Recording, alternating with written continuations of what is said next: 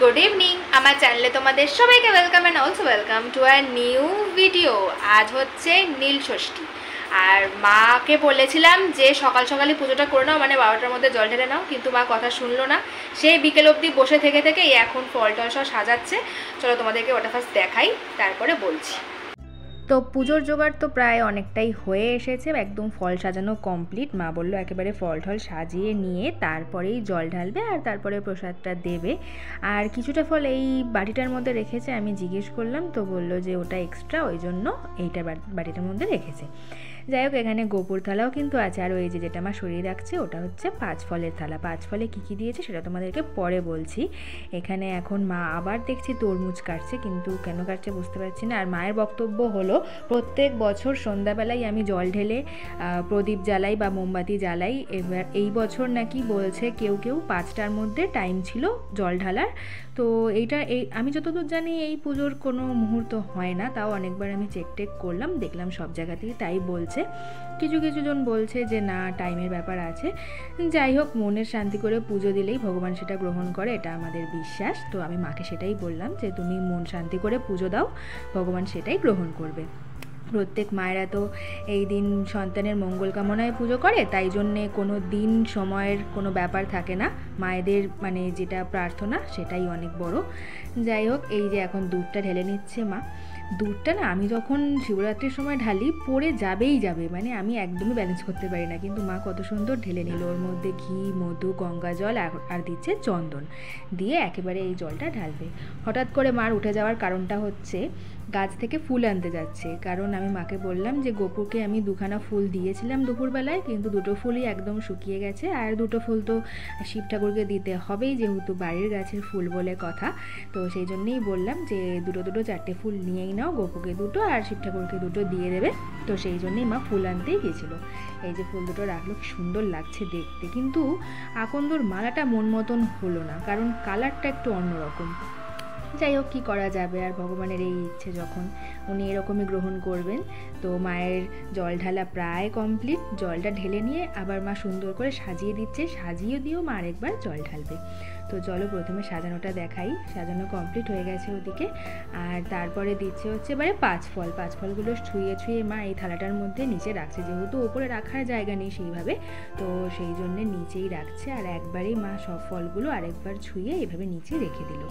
এই যে বললাম আরেকবার জল ঢালবে, দেখো মানে ফুল বেলপাতা দেওয়ার পরে জল ঢালছে, দেখতে খুব সুন্দর লাগছে, মানে সাজানো কমপ্লিট হয়ে গেছে।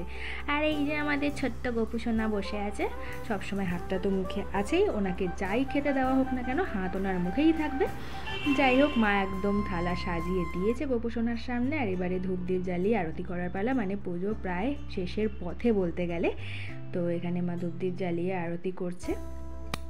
আর সিংহাসনটা দেখতে কিন্তু খুব সুন্দর লাগছে, মানে এমনি দিনও সুন্দর লাগে, কিন্তু এই পুজোর দিনগুলোতে যেন আলাদাই একটা মানে সুন্দর লাগে। আবার মানে প্রসাদগুলোতে আলাদাই একটা গন্ধ হয়, মানে বুঝতে পারি না মানে কি করে, যেটা মানে সত্যি এটা ঠাকুরেরই মহিমা একমাত্র, না হলে কি করে হবে। চরণামৃতটা যে আমি খেলাম, ওটাতে না পুরো একদম যে প্রপার স্মেলটা থাকে ঠাকুরের, সেটাই আমি পাচ্ছিলাম। মানে পুজো সত্যি ভগবান গ্রহণ করেছেন আমাদের। সকলের পুজোই ভগবান গ্রহণ করুন, সকলের মা বাচ্চা সবাই খুব ভালো থাকুন, অবশ্যই বাবারাও ভালো থাকবে। আর হচ্ছে কি এবারে পুজো কমপ্লিট হয়ে গেছে আমাদের, আর দেখতে কি সুন্দর লাগছে দেখো। মোমবাতি জ্বালানোর পরে তোমাদেরকে আরও একবার দেখিয়ে দিলাম। আমাদের গোপুসোনার সামনেও কিন্তু মা একটা মোমবাতি জ্বালিয়ে দিয়েছে, এই দেখো না, উনি এখন খুব সুন্দরভাবে বসে গ্রহণ করছেন প্রসাদ। তো তারপরে মা দিচ্ছে ধুনো। হয়ে গেছে পুজো কমপ্লিট। এইবারে ওই মোমবাতির যে আগুনের তাপটা ওটা মা আমার মাথায় বুকে দিয়ে দিল।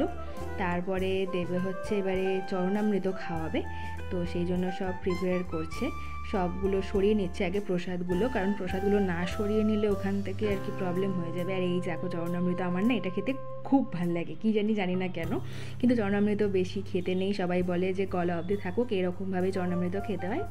তো ঠিক আছে, কি আর করা যাবে, ওইটুকুই খেলাম, কিন্তু খেতে ভীষণ টেস্টি। ওই যে বললাম যে আলাদাই ঠাকুরের একটা পুজো যে গন্ধ, সেটা কিন্তু ওর মধ্যে ছিল। তারপরে মা খাওয়ালো আমাকে হচ্ছে বাতাসা।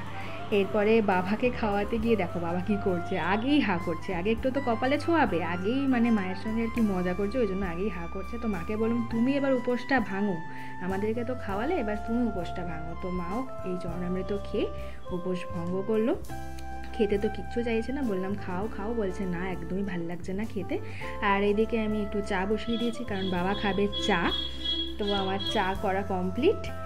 আর এইদিকে এবার আমার জন্য থালা সাজাচ্ছে। আমি বলছি তুমি খাও আগে, আমাকে বলছে না আগে তোকে খেতে হবে, কারণ আজকে পুজোটা মেনলি তোর জন্য করা, তো তোকেই আগে প্রসাদটা খেতে হবে, আমাকে তো দিয়েছে এত কিছু। ফলটা আমি সবই খেয়ে নিয়েছি, শুধু দইটা খাইনি। এরপরে মা মাখছে সাবু, ওই একেবারেই মাকে বললাম তুমি সাবু ফলটা একেবারেই খাও, আর কতক্ষণ না খেয়ে থাকবে। জল খেলো তাও 1 গ্লাস, খুব বেশি জল খেতেও পারছে না, মানে আর কি না খেতে খেতে খিদেটা আর কি মরে গেছে, যেটা হয় উপোস করলে। তো তাও মা একটু নিয়ে বসেছে, আমি বললাম বাবা তাড়াতাড়ি খাও, তাড়াতাড়ি করে খাও। তো ফার্স্টেই খেলো তরমুজ, মানে যেটা মায়ের সব থেকে প্রিয়। আর বাবা এখানে বলছে মাকে লুচি খাও, ভাত খাও, সব রকম মানে আর কি বলে যাচ্ছে, ওটাই মা আর কি তোমাদেরকে বলছে যে এইরকম করে পেছনে লাগছে আমার, এখন কি আমি এসব কিছু খাবো, আমি তো গরম কিচ্ছু খাবো না আজকে।